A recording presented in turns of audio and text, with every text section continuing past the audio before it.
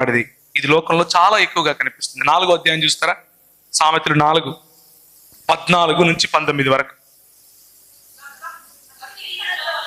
ఆ ఆ ఆ ఆ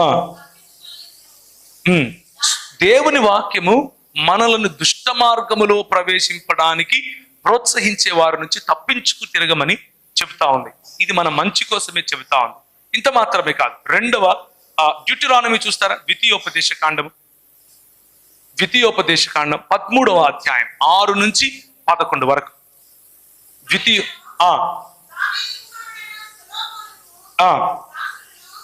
ద్వితీయోపదేశ కాండం అమ్మా.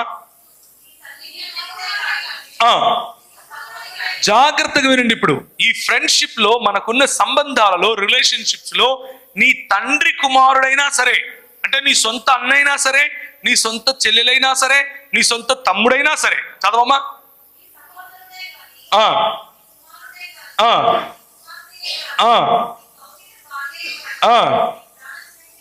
నీ ప్రాణ స్నేహితుడైనా సరే,